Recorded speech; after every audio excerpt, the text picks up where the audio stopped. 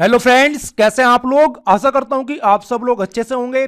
चलिए कंटिन्यू करते हैं अपना डिस्कशन, जिसमें हम लोग डिस्कस कर रहे हैं उत्तर प्रदेश की आर्ट एंड कल्चर के बारे में। उत्तर प्रदेश की कला और संस्कृति के बारे में हम लोग डिस्कस कर रहे हैं। कंटिन्यू करते हैं और देखते हैं कि आज हम लोग क्या डिस्कस करने वाले हैं। देखिए, आज हम लोग बात करेंगे मध्यकाल की और देखेंगे कि मध्यकाल में उत्तर प्रदेश का क्या कुछ योगदान रहा है संगीत कला के क्षेत्र में। क्लियर। हम लोग बात करेंगे कि मध्यकाल में उत्तर प्रदेश में किस प्रकार से विकास हुआ है संगीत कला का। तो इससे संबंधित जितने भी इंपॉर्टेंट फैक्ट्स हैं उसको आज हम लोग कवर करने वाले हैं। क्लियर। तो देखें, अगर आपको यह देखना हो कि मध्यकाल में उत्तर प्रदेश का क्या कुछ योगदान रहा है संगीत कला के क्षेत्र में, तो आपको एक नाम बिल्कुल भी नहीं भूलना है, वो है अमीर खुसरो का नाम। क्लियर। अमीर खुसरो के बारे में आपको याद रखना है। अमीर खुसरो का मध्यकाल में संगीत कला के क्षेत्र में अभूतपूर्व योगदान रहा है। तो अमीर खुसरो के बारे में हम लोग बात करेंगे। क्लियर।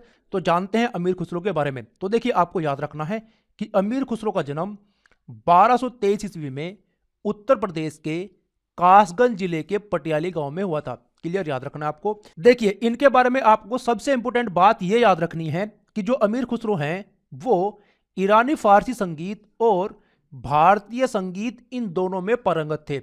क्लियर। तो अमीर खुसरो ने क्या किया है, अमीर खुसरो ने ईरानी फारसी संगीत रागों में भारतीय रागों को मिलाकर एक नए प्रकार के म्यूजिक फॉर्म को इजाद किया है, एक नए प्रकार के संगीत को इजाद किया है। क्लियर। तो क्या याद रखना है आपको। देखिए, अमीर खुसरो ने ईरानी फारसी संगीत रागों में भारतीय रागों का मिश्रण कर एक नए प्रकार की म्यूजिक फॉर्म को इजाद किया है, एक नए प्रकार के संगीत को इजाद किया है। क्लियर। जैसे कि कव्वाली। क्लियर। तो जो कव्वाली है वो अमीर खुसरो की ही देन है, याद रखना इसके बारे में आपको। तराना, कोकलबाना, नक्शे गुल इत्यादि जो शैली है संगीत की, तो वो सब किसकी देन है, वो अमीर खुसरो की देन है। तो अमीर खुसरो के बारे में आपको ये याद रखना है, इनका सबसे महत्वपूर्ण योगदान ये रहा है कि इन्होंने ईरानी फारसी संगीत को भारतीय संगीत में मिलाकर एक नए प्रकार के संगीत को इजाद किया है, जैसे कि कव्वाली, तराना, कोकलबाना, नक्शे गुल इत्यादि। क्लियर। तो इनके बारे में आपको याद रखना है। आगे चलें तो देखिए, जो झूमर आदि ताल हैं जो आज भी बहुत लोकप्रिय हैं, जिनके बारे में आज भी बहुत सुनते हो आप, वो किसकी देन है, वो भी अमीर खुसरो की ही देन है। तो ये भी आपको याद रखना है। देखिए, ये काफी इंपोर्टेंट पॉइंट है, इनके बारे में आपको याद रखना है कि जिस समय अमीर खुसरो थे, हम लोग मध्यकाल की बात कर रहे हैं, उस समय संगीत की ध्रुपद गायन शैली बहुत प्रचलन में थी। तो अमीर खुसरो ने क्या किया है, अमीर खुसरो ने इस ध्रुपद गायन शैली को ईरानी शैली में मिलाकर एक नए प्रकार की संगीत शैली को इजाद किया है, जिसका नाम है ख्याल गायन शैली। काफी इंपोर्टेंट फैक्ट है, भूलना नहीं है कि जो गायकी की, जो संगीत की ख्याल गायन शैली है, उसको इजाद किसने किया है, उसको इजाद किया है अमीर खुसरो ने। क्लियर। काफी इंपोर्टेंट पॉइंट है, भूलना नहीं है कि ख्याल गायकी के बारे में अगर आपसे कोई ये पूछता है तो अमीर खुसरो का नाम आपको बताना है। देखिए, इसको आप बड़ी आसानी से याद रख सकते हो। ख से ही खुसरो बनता है और ख से ही ख्याल। तो एक छोटी सी ट्रिक है, ख से आपको याद रखना है ख्याल गायकी और ख से याद रखना है आपको खुसरो। तो मध्यकाल में ख्याल गायकी के जनक कौन है, अमीर खुसरो हैं, याद रहेगा आपको। तो देखिए, ये ध्रुपद गायन शैली क्या है, ये ख्याल गायन शैली क्या है, इसके बारे में थोड़ी देर में हम लोग डिस्कस करने वाले हैं काफी डिटेल में। अभी के लिए बस आपको इतना याद रखना है। चलिए आगे चलते हैं। तो देखिए, ये जो नई शैली उभर के सामने आई गायकी की, संगीत की, अमीर खुसरो के कारण, इस शैली के कारण जो भारतीय संगीत है वो हिंदुस्तानी और कर्नाटक शैली में विभक्त हो जाता है, याद रखना है आपको। देखिए आगे बात करें। देखिए, तबला और सितार, तबला और सितार के आविष्कारक कौन है, तबला और सितार के आविष्कारक भी जो हैं अमीर खुसरो ही है। ये भी काफी इंपोर्टेंट फैक्ट है, इनके बारे में आपको याद रखना है। बात करें त्रितंत्र वीणा की, तो त्रितंत्र वीणा क्या है, त्रितंत्र वीणा जो है ये सितार का ही पुराना रूप है। याद रखना आपको कि अमीर खुसरो ने जिस सितार को इजाद किया है वो कहां से निकला है, वो निकला है त्रितंत्र वीणा से। त्रितंत्र वीणा जो है सितार का ही पुराना रूप है, याद रखना इसके बारे में आपको। आगे चलें। चलिए, कुछ और इंपोर्टेंट फैक्ट्स हैं अमीर खुसरो के बारे में, उनको जानते हैं। देखिए, आपको याद रखना है कि जो अमीर खुसरो हैं वो एक सूफी म्यूजिशियन है, सूफी संगीतकार हैं, वो एक कवि हैं, वो एक विद्वान है। याद रखना है इनके बारे में आपको। अमीर खुसरो जो हैं वो निजामुद्दीन औलिया के धार्मिक शिष्य हैं। निजामुद्दीन औलिया के वो एक स्पिरिचुअल डिसिपल हैं। याद रखना है आपको कि अमीर खुसरो के धार्मिक गुरु कौन है? अमीर खुसरो के धार्मिक गुरु हैं निजामुद्दीन औलिया। याद रहेगा आपको। अमीर खुसरो को ही वॉइस ऑफ इंडिया कहा जाता है, इन्हीं को ही पैरट ऑफ इंडिया कहा जाता है, तूती ए हिंद, राइट। इन्हीं को ही क्या कहा जाता है? Parrot of India. और इन्हीं को ही फादर ऑफ उर्दू लिटरेचर भी कहा जाता है। तो ये कुछ इंपोर्टेंट फैक्ट्स हैं अमीर खुसरो के बारे में, आपको याद रखना है। अमीर खुसरो को ही फादर ऑफ कव्वाली भी कहा जाता है, जैसे कि अभी हम लोगों ने थोड़ी देर पहले बात की, राइट। आगे बात करें, देखिए अमीर खुसरो ने शुरुआत में जो पोइट्रीज लिखी हैं, जो कविताएं लिखी हैं, वो लिखी हैं पर्शियन भाषा में, और बाद में चलकर इन्होंने हिंदी और उर्दू दोनों भाषाओं में कविताएं लिखी हैं, राइट। हिंदी और उर्दू का जो सम्मिलित रूप होता है उसको कहा जाता है हिंदावी। याद रहेगा आपको। आगे देखें, देखिए आपको याद रखना है अमीर खुसरो के बारे में कि जो अमीर खुसरो हैं वो दिल्ली सल्तनत के लगभग 10 शासकों के दरबार में रहे हैं। याद रहेगा आपको कि जो अमीर खुसरो हैं वो दिल्ली सल्तनत के लगभग 10 शासकों के दरबार में रहे हैं। और सबसे इंपॉर्टेंट बात इनके बारे में आपको ये याद रखनी है कि जो अमीर खुसरो हैं उन्होंने इजाद की है ख्याल गायकी। ख्याल गायकी के जनक कौन है? अमीर खुसरो हैं, राइट। और जो तराना शैली है गायकी की, उसको इजाद किसने किया है? उसको इजाद भी अमीर खुसरो ने ही किया है। तो ये कुछ इंपोर्टेंट फैक्ट्स हैं अमीर खुसरो के बारे में, सारे के सारे आपको याद रखने हैं, भूलना नहीं है। चलिए आगे चलते हैं। आगे एक और विद्वान के बारे में अब हम लोग बात करते हैं जिनका नाम है वल्लभाचार्य। तो ये जो वल्लभाचार्य हैं इनका भी काफी महत्वपूर्ण योगदान रहा है संगीत कला के क्षेत्र में। इनके बारे में अब हम लोग बात करते हैं। तो देखिए आपको याद रखना है कि जो वल्लभाचार्य हैं इन्होंने संगीतबद्ध भजन व पदों के गायन को मंदिरों में अर्चना पद्धति के रूप में प्रचलित किया है। तो देखिए इनके बारे में आपको क्या याद रखना है कि मंदिरों में जो पूजा की जाती है, मंदिरों में जो अर्चना की जाती है, और वो जो अर्चना पद्धति है उसको संगीतबद्ध बनाया है वल्लभाचार्य ने। मंदिरों में भजनों को संगीत के साथ में गाना, इसको प्रचलित किसने किया है? इसको प्रचलित किया है वल्लभाचार्य ने। तो इनके बारे में आपको क्या याद रखना है? इनके बारे में आपको यह याद रखना है कि इन्होंने संगीतबद्ध भजन के गायन को मंदिरों में प्रचलित किया है। याद रहेगा आपको। आगे देखें, देखिए इनके कुछ शिष्य हुआ करते थे जिनको कहा जाता था अष्टछाप कवि। क्लियर? जो वल्लभाचार्य हैं इनके कुछ शिष्य हुआ करते थे जिनको कहा जाता था अष्टछाप कवि। ये जो है बेसिकली 8 कवियों का एक ग्रुप था जो वल्लभाचार्य के शिष्य थे। और ये जो कवि हैं ये सभी संगीतकार थे। तो इनका भी काफी महत्वपूर्ण योगदान रहा है संगीत कला के क्षेत्र में। मध्यकाल की हम लोग बात कर रहे हैं। आगे चलें, बात करते हैं उन अष्टछाप कवियों की। तो देखिए उनमें शामिल है सूरदास, राइट, नंददास, कुंभनदास, परमानंद दास और चतुर्भुज दास इत्यादि। तो इनमें सबसे फेमस कौन है? इनमें सबसे फेमस है सूरदास। तो देखिए आपको क्या याद रखना है, यहां पर हम लोग बात कर रहे हैं वल्लभाचार्य की। तो वल्लभाचार्य के जो शिष्य हुआ करते थे, जो 8 कवियों का एक समूह हुआ करता था, उसको कहा जाता था अष्टछाप कवि। और उनमें शामिल कौन है? उनमें शामिल है ये सब, सूरदास, नंददास, कुंभनदास, परमानंद दास, चतुर्भुज दास इत्यादि। तो सूरदास के बारे में आपको बिल्कुल भी नहीं भूलना है। क्लियर? तो देखिए ये जो वल्लभाचार्य हैं इनके प्रातःकालीन पदों के बारे में यहां पर लिखा है, जैसे कि भैरवी, भैरव, ललित, असावरी इत्यादि। तो ये इतने इंपोर्टेंट नहीं है। इसी प्रकार से यहां पर आप देख सकते हैं कि मध्यकालीन पदों के बारे में लिखा है कि प्रातःकालीन कौन से पद गाए जाने हैं, मध्यकाल में कौन से पद गाए जाने हैं, संध्या के समय, शाम के समय कौन से पद गाए जाने हैं। तो ये इतने इंपोर्टेंट नहीं है, इनके बारे में आपको बस एक बार देख लेना है, राइट। आगे चलें, बात करते हैं सूरदास जी की। तो देखिए सूरदास जी के बारे में आपको ये याद रखना है कि जो सूरदास जी हैं उन्होंने रचना की है सूरदासी मल्हार की। क्लियर? तो सूरदासी मल्हार के प्रणेता कौन है? सूरदासी मल्हार के प्रणेता है सूरदास जी। तो इनके बारे में आपको याद रखना है। आगे बात करें, आगे कुछ और इंपोर्टेंट फैक्ट्स हैं वल्लभाचार्य जी के बारे में, उनके बारे में हम लोग बात करते हैं। तो ये है वल्लभाचार्य जी, राइट। इनका जो समय है वो है 1479 से लेकर 1531 ईस्वी के बीच में। तो ये भी आपको याद रखना है। बात करते हैं वल्लभाचार्य जी की। तो देखिए आपको याद रखना है कि जो वल्लभाचार्य जी हैं वो एक इंडियन तेलुगु फिलोसफर थे। इनका जन्म जो है वो दक्षिण भारत में हुआ था। ये जो है एक इंडियन तेलुगु फिलोसफर थे और बाद में चलकर ये जो है नॉर्दर्न इंडिया में आकर रहने लगे थे। तो इनके बारे में आपको ये याद रखना है। वल्लभाचार्य जी जो हैं इन्होंने वैष्णव संप्रदाय के पुष्टि मार्ग शाखा की स्थापना की है। तो काफी इंपोर्टेंट फैक्ट है इनके बारे में कि वल्लभाचार्य जी ने वैष्णव संप्रदाय के पुष्टि मार्ग शाखा की स्थापना की है। ये जो सेक्ट है, ये जो संप्रदाय है, इसमें कृष्णा की भक्ति पर ध्यान दिया गया है। जो भगवान श्री कृष्ण है उनकी भक्ति के बारे में इसमें बताया गया है। और बात करें इनके क्षेत्र की कि कौन सी क्षेत्र में ये कार्यरत थे, तो आपको याद रखना है ब्रिज रीजन, जो ब्रिज क्षेत्र है उसमें ये कार्यरत थे वल्लभाचार्य, ये आपको याद रखना है। आगे देखें, देखिए मध्यकाल के भक्ति आंदोलन के बारे में हम लोग जानते हैं। तो जो मध्यकाल का भक्ति आंदोलन है उसके एक इंपॉर्टेंट लीडर हुए हैं वल्लभाचार्य जी, या फिर इसको ऐसे कहें कि उस भक्ति आंदोलन को लीड किया है वल्लभाचार्य जी ने। इनका काफी महत्वपूर्ण योगदान रहा है भक्ति आंदोलन में, याद रहेगा आपको। आगे चलें, बात करते हैं अष्टछाप की। जो अष्टछाप कवि हुए हैं उनके बारे में बात करते हैं। जैसे कि मैंने आपको बताया कि ये क्या है, ये एक 8 कवियों का एक ग्रुप था जो कि वल्लभाचार्य के शिष्य हुआ करते थे। और ये सभी के सभी क्या हैं, ये सभी के सभी संगीतकार थे। तो इनका भी काफी महत्वपूर्ण योगदान रहा है संगीत कला के क्षेत्र में, आपको याद रखना है। देखिए ये जो कवि हैं ये भगवान श्री कृष्ण को प्रेज करने के लिए भजन गाते थे, कीर्तन किया करते थे। तो ये भी क्या है, ये भी तो संगीत हुआ, तो ये आपको याद रखना है। क्लियर। और इनमें सबसे प्रोमिनेंट कौन है, इन अष्टछाप कवियों में सबसे प्रोमिनेंट कौन है, सबसे प्रमुख हैं सूरदास जी।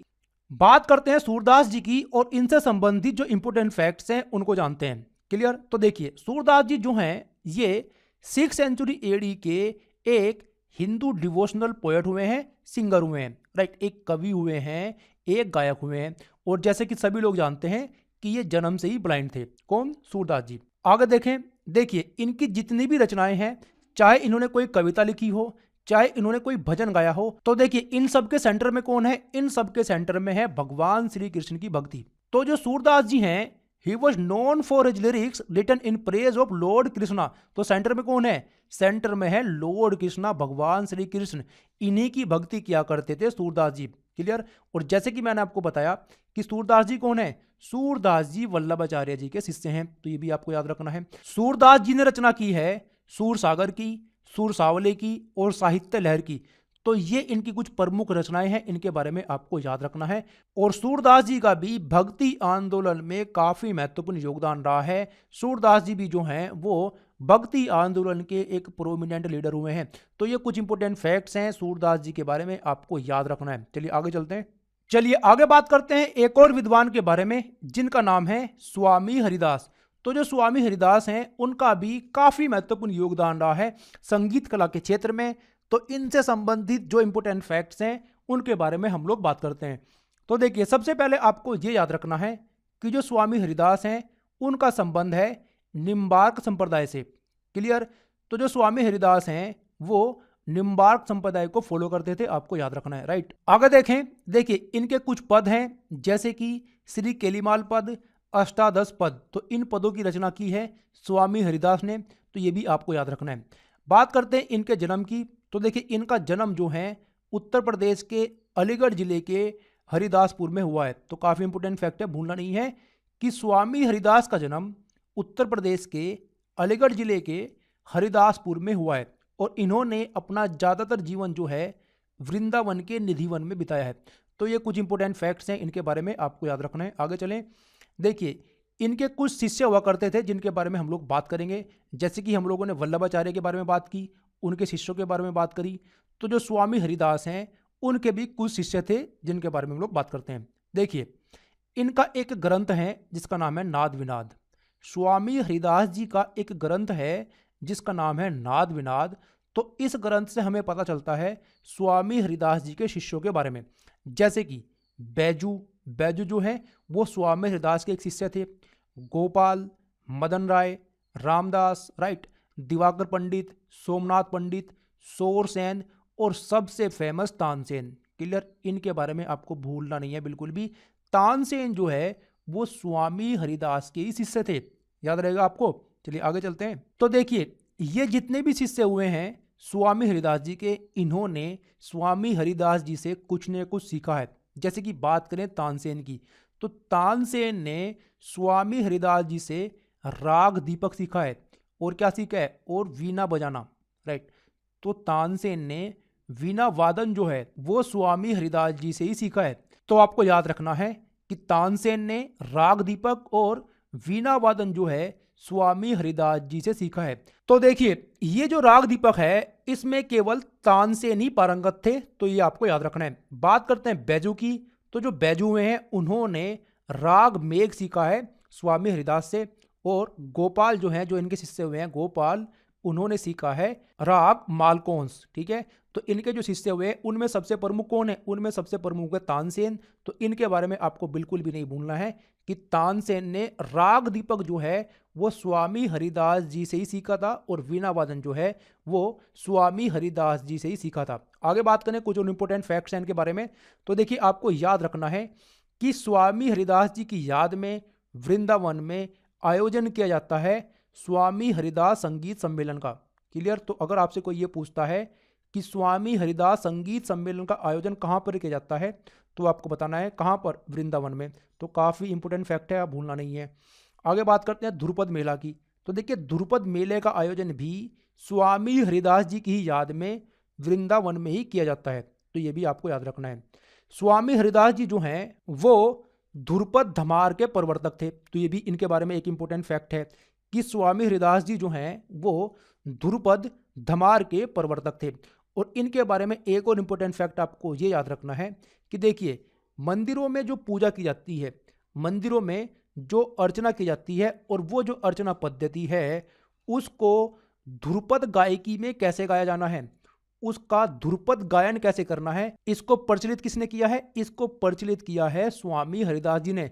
तो क्या याद रखना है कि मंदिरों में ध्रुपद गायन द्वारा अर्चना पद्धति के प्रवर्तक कौन है? स्वामी हरिदास जी हैं। और देखिए मैं आपको फिर से एक बार बताऊं कि ये ध्रुपद गायकी क्या है, ये ख्याल गायकी क्या है, इसके बारे में अभी हम लोग बात करेंगे। आपको काफी क्लियरली समझ में आ जाएगा इन दोनों के बीच में डिफरेंस। राइट, चलिए आगे बात करें। देखिए आपको याद रखना है कि स्वामी हरिदास जी जो हैं ये ध्रुपद की डागुर बानी के भी प्रवर्तक हैं। जिस प्रकार से स्वामी हरिदास जी ध्रुपद धमार के प्रवर्तक हैं, तो आपको याद रखना है कि स्वामी हरिदास जी जो हैं वो ध्रुपद की डागुर बानी के भी प्रवर्तक हैं। कुछ और इंपॉर्टेंट फैक्ट्स हैं स्वामी हरिदास जी के बारे में जिनके बारे में आपको याद रखना है। तो देखिए आपको याद रखना है कि जो स्वामी हरिदास जी हैं वो एक स्पिरिचुअल पोएट थे, एक धार्मिक कवि थे, वो एक क्लासिकल म्यूजिशियन थे। याद रखना इसके बारे में आपको। देखिए जो स्वामी हरिदास जी हैं वो श्री कृष्णा की भक्ति करते थे, और ज़्यादातर उन्होंने राधा जी की भक्ति की है। राइट, देखिए उन्होंने जितनी भी रचनाएं की हैं उनमें से ज़्यादातर के सेंटर में कौन है? राधा जी की भक्ति। क्लियर? याद रखना आपको। और जैसे कि मैंने आपको बताया कि स्वामी हरिदास जी जो हैं वो ध्रुपद गायकी में गाते थे, उनके जो डिवोशनल कंपोजिशन है वो कौन सी गायकी में है? ध्रुपद गायकी में। राइट, आगे बात करें। देखिए जो स्वामी हरिदास जी हैं उनके सबसे प्रमुख शिष्य कौन से हैं? उनके सबसे प्रमुख शिष्य हैं तानसेन। राइट, और ये जो हैं ये निम्बार्क संप्रदाय को फॉलो करते थे। तो ये कुछ इंपॉर्टेंट फैक्ट्स हैं, इनके बारे में आपको याद रखना है। देखिए इस फोटो पर आपको ध्यान देना है, यहां पर है स्वामी हरिदास जी, राइट, यहां पर है तानसेन जी, और इनके पीछे है यहां पर मुगल सम्राट अकबर। तो इस फोटो से आपको क्लियर समझ में आ जाना चाहिए कि जो स्वामी हरिदास जी हैं वो संगीत सिखा रहे हैं किनको? तानसेन जी को। राइट, देखिए इनके हाथ में भी वीणा है और इनके हाथ में भी वीणा है। तो जो तानसेन है उन्होंने वीणा वादन किससे सीखा है? उन्होंने वीणा वादन सीखा है अपने गुरु स्वामी हरिदास से। और क्या सीखा है उन्होंने? उन्होंने सीखा है राग दीपक। क्लियर? तो आपको याद रखना है। आगे चलें, अब हम लोग क्लियर करते हैं ध्रुपद गायकी और ख्याल गायकी के बीच के डिफरेंस को। इनके बीच में क्या मूलभूत अंतर है उसके बारे में हम लोग बात करते हैं। तो आपको बड़ी ध्यान से सुनना है, आपको यहां पर बिल्कुल क्लियरली समझ में आ जाएगा कि ध्रुपद गायकी क्या है और ख्याल गायकी क्या है। तो देखिए बात करते हैं ध्रुपद व ख्याल गायकी की। तो देखिए जो हमारी क्लासिकल सिंगिंग है उसके दो प्रकार हैं, टू फॉर्म्स ऑफ क्लासिकल सिंगिंग्स हैं। राइट, एक है आपकी ध्रुपद गायकी और दूसरी है ख्याल गायकी। सबसे पहले बात करते हैं ध्रुपद गायकी की।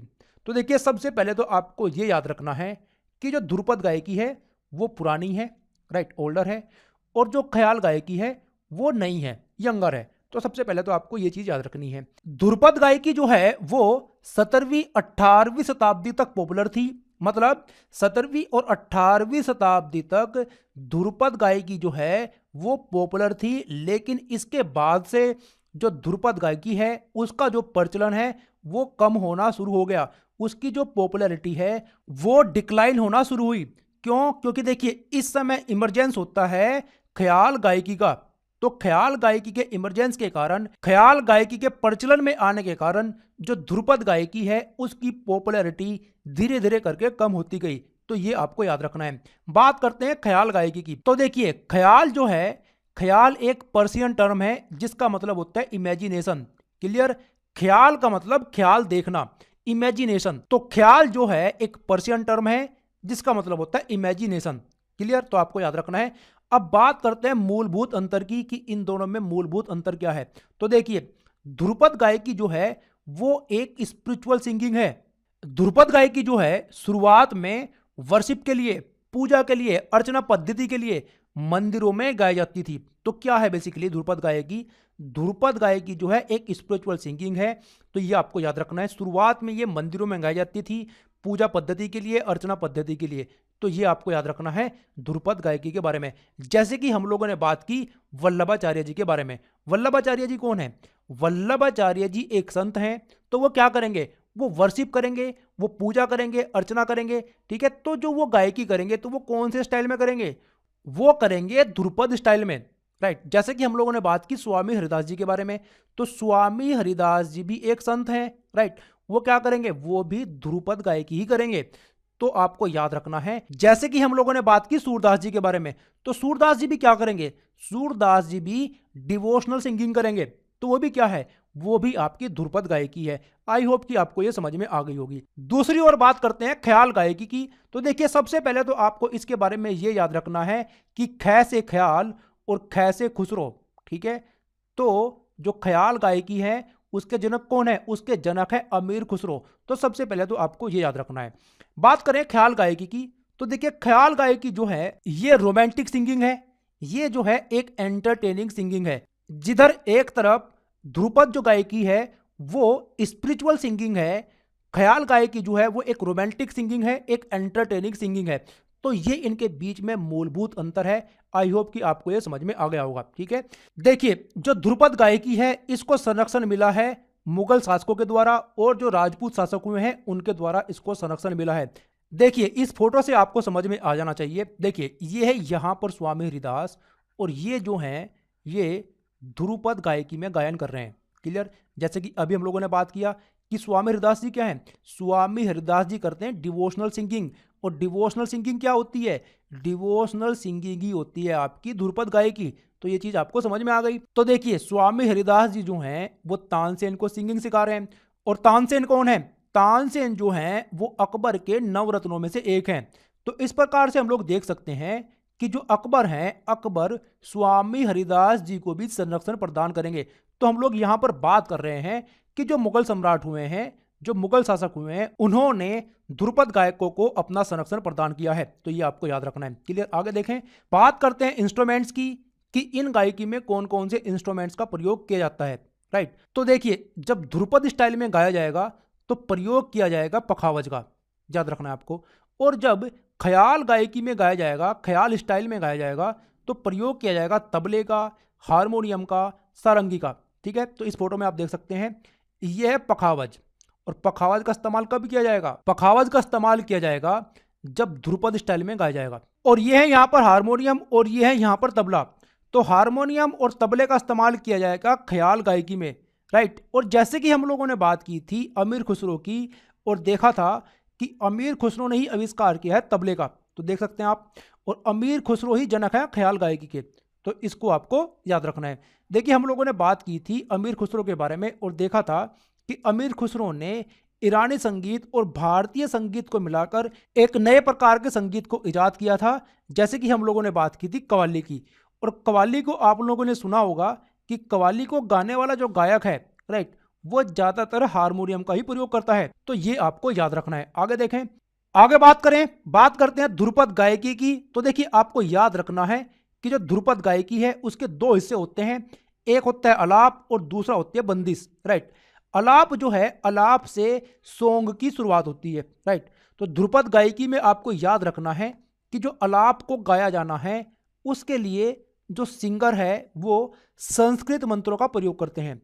ध्रुपद गायकी में अलाप को गाने के लिए जो सिंगर है वो संस्कृत के मंत्रों का प्रयोग करते हैं, तो ये आपको याद रखना है। बात करते हैं ख्याल गायकी की, तो इसके 3 हिस्से होते हैं। एक है आपका अलाप, दूसरा बड़ा ख्याल और तीसरा छोटा ख्याल। अब बड़ा ख्याल और छोटा ख्याल क्या है इसके बारे में अभी हम लोग बात करेंगे। अभी के लिए बस आपको इतना याद रखना है कि ख्याल गायकी में अलाप को गाया जाने के लिए संस्कृत के मंत्रों का प्रयोग भी किया जा सकता है और नहीं भी, तो ये आपको याद रखना है। तो देखिए यहां पर हम लोगों ने डिस्कस किया है ध्रुपद गायकी और ख्याल गायकी के बीच में क्या अंतर है, उसको काफी अच्छे से हम लोगों ने समझने की कोशिश की है। आई होप कि आपको यह समझ में आ गया होगा, राइट। कुछ इंपोर्टेंट फैक्ट्स हैं तानसेन के बारे में, उसके बारे में बात करते हैं। तो देखिए आपको याद रखना है कि तानसेन का एक और नाम था रामतानु, तो रामतानु किसका नाम है, तानसेन का नाम है, याद रखना आपको। और जैसे कि हम लोगों ने बात की कि जो तानसेन है वो हिंदुस्तानी क्लासिकल म्यूजिक की एक प्रोमिनेंट फिगर है, ये आपको याद रखना है। बात करते हैं इनके जन्म की, तो देखिए इनका जन्म जो है मध्य प्रदेश के ग्वालियर में हुआ था। और बात करें इनके सन की, तो कहीं पर लिखा रहता है 1493 और कहीं पर लिखा रहता है 1500, ठीक है। तो देखिए आपको याद रखना है कि तानसेन का जन्म जो है ग्वालियर में हुआ था। क्लियर। आगे देखें, देखिए हम लोग जानते हैं स्वामी हरिदास जी के बारे में। स्वामी हरिदास जी के ही शिष्य हुए तानसेन, और हम लोग ये भी जानते हैं कि जो स्वामी हरिदास जी हैं वो डिवोशनल सिंगिंग किया करते थे, वो स्पिरिचुअल सिंगिंग किया करते थे, मतलब वो ध्रुपद स्टाइल में गाते थे। तो उनके ही शिष्य हैं तानसेन, तो वो भी क्या करेंगे, वो भी ध्रुपद स्टाइल में ही गाएंगे। तो आपको याद रखना है कि जो तानसेन है वो भी ध्रुपद स्टाइल में ही गाते थे। तो देखिए यहां पर 2 नाम है, एक है तानसेन और दूसरा है अमीर खुसरो का। देखिए ख्याल गायकी आए तो आपको बताना है अमीर खुसरो के बारे में, और ध्रुपद गायकी के बारे में आपसे कोई पूछता है तो प्रोमिनेंट फिगर है तानसेन। क्लियर। ध्रुपद गायकी की, तो इन दोनों के बारे में आपको याद रखना है। अकबर के नवरत्नों में से एक है तानसेन, सभी लोग इसके बारे में जानते हैं। तो देखिए अब आपको क्या करना है, अब आपको कमेंट करनी है और आपको मुझे ये बताना है कि अकबर के कौन कौन से नवरत्न हुआ करते थे, उनके नाम आपको मेंशन करने हैं कमेंट सेक्शन में, राइट। आगे बात करें, देखिए हर साल ग्वालियर में तानसेन समारोह का आयोजन किया जाता है तानसेन की याद में। तो ये भी आपको याद रखना है कि तानसेन समारोह का आयोजन जो है वो ग्वालियर में किया जाता है। क्लियर।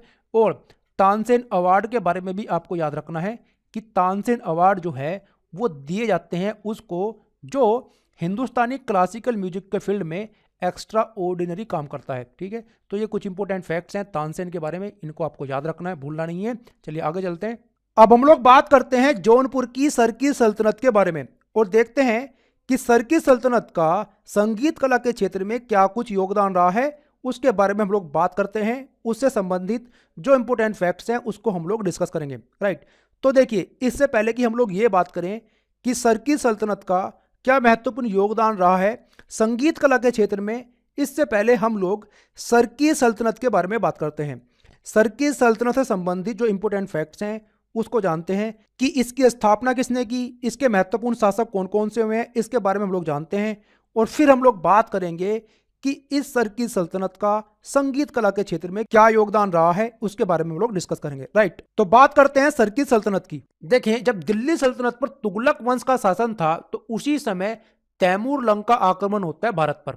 एक इंपॉर्टेंट फैक्ट आपको याद रखना है कि तैमूर लंग ने भारत पर आक्रमण किया 1398 ईस्वी में, और इसी समय तुगलक वंश का शासन था, और इस आक्रमण के कारण जो तुगलक वंश है वो समाप्त हो जाता है। याद रखना है आपको कि तैमूर लंग ने 1398 ईस्वी में भारत पर अटैक किया, और उसके अटैक के कारण, उसके आक्रमण के कारण जो दिल्ली सल्तनत का वंश था तुगलक वंश, उसकी समाप्त हो जाती है। काफी इंपोर्टेंट फैक्ट आपको याद रखना है। तुगलक वंश के समाप्त होने से पहले ही 1394 ईस्वी में पूर्वी उत्तर प्रदेश के जौनपुर में सरकी साम्राज्य की स्थापना होती है।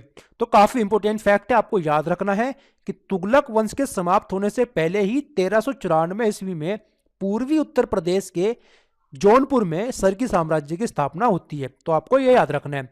अब बात करते हैं इस सरकी साम्राज्य की, इससे संबंधित जो इंपोर्टेंट फैक्ट्स हैं उनकी। तो देखें बात करते हैं इसकी स्थापना की, तो सरकी साम्राज्य की स्थापना की है मलिक सरवर ने। तो आपको नाम नहीं भूलना है, मलिक सरवर। सरकी साम्राज्य की स्थापना की है मलिक सरवर ने। तो देखिए मलिक सरवर कौन थे, बात करते हैं। ये जो तुगलक वंश के शासक हैं फिरोज शाह तुगलक, तो फिरोज शाह तुगलक के एक प्रमुख अमीर थे मलिक सरवर। राइट। और मलिक सरवर जो है तुगलक वंश के ही एक और दूसरे शासक जिनका नाम है नासुरुद्दीन तुगलक, उनके विरोधी थे। याद रहेगा आपको। आपको यहां पर एक चीज याद रखनी है कि सरकी साम्राज्य की स्थापना किसने की है? मलिक सरवर ने की है। आगे कुछ और इंपॉर्टेंट फैक्ट्स देखते हैं सरकी सल्तनत के बारे में। तो देखें, देखो जो तुगलक वंश के सुल्तान हुए हैं उन्होंने मलिक सरवर को मलिक उस सर की उपाधि देकर मलिक उस सर की उपाधि देकर पूर्वी क्षेत्रों का शासक बनाया था। तो आपको याद रखना है कि जो तुगलक वंश के सुल्तान हुए हैं उन्होंने मलिक सरवर को मलिक उस सर की उपाधि देकर पूर्वी क्षेत्रों का शासक बनाया था। तो इसी कारण से जब मलिक सरवर ने जौनपुर को एक स्वतंत्र राज्य के रूप में स्थापित किया तो उसने अपनी सल्तनत का नाम रखा है सरकी सल्तनत। याद रहेगा आपको। चलिए आगे देखते हैं। देखिए ये जो सरकी सल्तनत है कहाँ पर है? जौनपुर में है, राइट। तो सरकी सल्तनत का शिक्षा के क्षेत्र में, संस्कृति के क्षेत्र में और कला के क्षेत्र में एक बहुत महत्वपूर्ण योगदान रहा है। इसी कारण से जौनपुर को सिराजे हिंदुस्तान कहा जाता है। इसी कारण से जौनपुर को क्या कहा जाता है? सिराजे हिंदुस्तान, क्योंकि सरकी सल्तनत का एक बहुत बड़ा योगदान रहा है शिक्षा के क्षेत्र में, संस्कृति के क्षेत्र में और कला के क्षेत्र में। याद रखना है आपको, ये फैक्ट काफ़ी इंपॉर्टेंट है। आपसे एग्जाम में पूछा जाएगा कि बताओ उस नगर का नाम जिसको सिराजे हिंदुस्तान कहा जाता है, तो आपको बताना है जौनपुर, राइट। चलिए आगे बात करते हैं। देखें, जब दिल्ली सल्तनत पर लोधी वंश का शासन हुआ तो लोधी वंश के एक सुल्तान है जिनका नाम है बहलोल लोधी। बहलोल लोधी ने 1484 ईस्वी में जौनपुर को जीतकर वापस से दिल्ली सल्तनत में ही मिला लिया। तो आपको याद रखना है कि जौनपुर जो है वो दिल्ली सल्तनत से अलग हुआ था। किसने अलग किया था? तो मलिक सरवर ने अलग किया था। और वापस से लोधी वंश के एक सुल्तान जिनका नाम है बहलोल लोधी, उन्होंने जौनपुर को जीता और वापस से दिल्ली सल्तनत में मिला लिया। तो काफी इंपॉर्टेंट फैक्ट है। जो सरकी सल्तनत है उसका स्थापत्य कला के क्षेत्र में भी एक महत्वपूर्ण योगदान रहा है, राइट। वहां पर बहुत सारी आर्किटेक्चर्स हैं जैसे कि अटाला मस्जिद, जामा मस्जिद इत्यादि। तो ये जो फोटो है, इस फोटो में आप देख सकते हैं ये जौनपुर की जामा मस्जिद का फोटो है जिसका निर्माण हुसैन शाह सरकी ने करवाया था। और हुसैन शाह सरकी जो है वो सरकी सल्तनत के ही एक शासक हुए हैं। याद रहेगा आपको। तो ये सारे के सारे इंपॉर्टेंट फैक्ट्स हैं जिनके बारे में आपको याद रखना है, जो कि संबंधित हैं आपका सरकी सल्तनत से, राइट। चलिए आगे चलते हैं। अब हम लोग बात करते हैं कि जो सरकी सल्तनत है उसका क्या महत्वपूर्ण योगदान रहा है संगीत कला के क्षेत्र में। उससे संबंधित जो इंपॉर्टेंट फैक्ट्स हैं उसके बारे में बात करते हैं। तो देखिए, नाम याद रखना है आपको, सुल्तान हुसैन सरकी का, राइट। सुल्तान हुसैन सरकी जो है इनका काफ़ी महत्वपूर्ण योगदान रहा है संगीत कला के क्षेत्र में। तो देखिए, ये जो शासक हैं सुल्तान हुसैन सरकी, इन्होंने कव्वाली की धुन पर बड़े ख्याल का प्रतिपादन किया है। क्या? कव्वाली की धुन पर बड़े ख्याल का प्रतिपादन किया है। अभी हम लोग बात करेंगे बड़े ख्याल का क्या मतलब है, इसको हम लोग समझेंगे। इन्होंने जो है टप्पा शैली, संगीत की जो टप्पा शैली है उसका प्रतिपादन किया है। किन्होंने? सुल्तान हुसैन शाह सरकी ने। तो ये भी आपको याद रखना है। और इन्हीं के दरबार में हुआ करते थे अदारंग और सदारंग। तो ये दो भाई हैं, इनका भी काफी महत्वपूर्ण योगदान है संगीत कला के क्षेत्र में। ये किस समय के हैं? सुल्तान हुसैन शाह सरकी के समय के। तो ये कुछ इंपोर्टेंट फैक्ट्स हैं, इनके बारे में आपको याद रखना है, राइट। बात करते हैं बड़े ख्याल और छोटे ख्याल की। देखिए, ख्याल के बारे में हम लोग जानते हैं। ख्याल क्या है? ख्याल एक रोमांटिक सिंगिंग है। ख्याल जो है एक एंटरटेनिंग सिंगिंग है। क्लियर? हम लोग जानते हैं इसके बारे में कि ये जो है क्लासिकल सिंगिंग का एक फॉर्म है। दूसरा क्या है? दूसरा है ध्रुपद स्टाइल। इनके बारे में हम लोग बात कर चुके हैं, राइट। तो देखिए, जो ख्याल है वो दो प्रकार का हो सकता है। बड़ा ख्याल जिसको विलंबित ख्याल भी कहा जाता है, और दूसरा होता है छोटा ख्याल जिसको द्रुत ख्याल भी कहा जाता है, राइट। तो देखिए, आपको याद रखना है, बड़ा ख्याल जो है वो ख्याल का वो पोर्शन है जिसमें स्लो मोशन में गाया जाता है। एक्सट्रीमली स्लो सेक्शन है ख्याल का। क्या? बड़ा ख्याल। देखिए, नाम में क्या है? विलंबित, विलंब के साथ में गाना, आराम से गाना, तो वो है बड़ा ख्याल। और बात करें छोटा ख्याल की, तो छोटा ख्याल जो है वो ख्याल का वो सेक्शन है जिसमें तेजी के साथ में गाया जाता है, मतलब फास्ट सिंगिंग की जाती है छोटे ख्याल में। इसी को बोला जाता है द्रुत ख्याल भी। तो ये डिफरेंस है बड़े ख्याल और छोटे ख्याल में। आई होप कि आपको ये समझ में आ गया होगा। तो ये आपको याद रखना है, राइट। अब हम लोग बात करते हैं फैजाबाद की और देखते हैं कि फैजाबाद का संगीत कला के क्षेत्र में क्या कुछ योगदान रहा है। उससे संबंधित जो इंपोर्टेंट फैक्ट्स हैं उसके बारे में हम लोग बात करते हैं। तो देखिए, फैजाबाद से कुछ महत्वपूर्ण संगीतकार हुए हैं जैसे कि खुशी महाराज, मेहंदी उस्ताद, रहीमुद्दीन खान, मुस्तरी बाई और सबसे इंपॉर्टेंट नाम आपको याद रखना है बेगम अख्तर का, जिनका संबंध फैजाबाद से है। इनका काफी महत्वपूर्ण योगदान रहा है संगीत कला के क्षेत्र में। इनके बारे में हम लोग बात करेंगे। क्लियर? बेगम अख्तर के बारे में देखिए, बेगम अख्तर को मल्लिकाए गजल भी कहा जाता है। तो देखिए, इससे पहले कि हम लोग बेगम अख्तर के बारे में बात करें, उससे पहले हम लोग फैजाबाद से संबंधित कुछ इंपॉर्टेंट फैक्ट्स हैं उसके बारे में बात कर लेते हैं। तो देखिए, आपको याद रखना है कि फैजाबाद जिले में ही स्थित है अयोध्या, याद रखना है आपको। और ये जो है ये घाघरा नदी के तट पर बसा हुआ है। घाघरा नदी मतलब सरयू नदी। देखिए, जो पहाड़ी क्षेत्र है, ऊपर वाला क्षेत्र है, वहां पर तो इस नदी को कहा जाता है घाघरा नदी, और मैदानी भाग में इसको कहा जाता है सरयू नदी। क्लियर? क्या? सरयू नदी। तो सरयू नदी के तट पर ही बसा हुआ है फैजाबाद डिस्ट्रिक्ट, तो आपको याद रखना है, और अयोध्या भी। क्लियर? आगे देखें। देखिए, ये जो फैजाबाद है ये अवध के नवाबों की पहली राजधानी थी।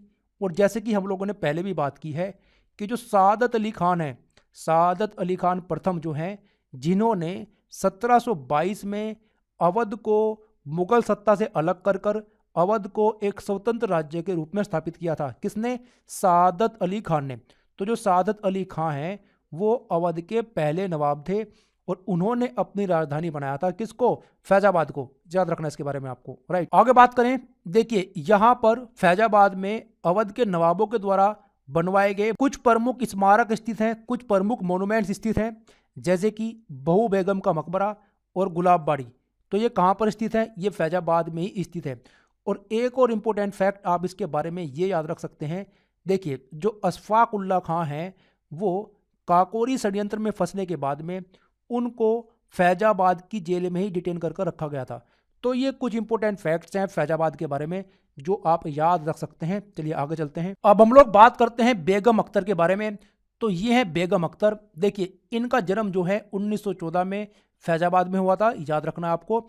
और ये जो है ये एक वेल नोन एक्ट्रेस हैं, एक इंडियन सिंगर हैं, और ये फेमस है गजल गायकी के लिए, ददरी के लिए और ठुमरी गायकी के लिए। क्लियर? तो आपको इनके बारे में याद रखना है कि ये फेमस है। खास करके ठुमरी के बारे में आपको याद रखना है कि जो बेगम अख्तर हैं वो जानी जाती है ठुमरी के लिए, याद रखना आपको।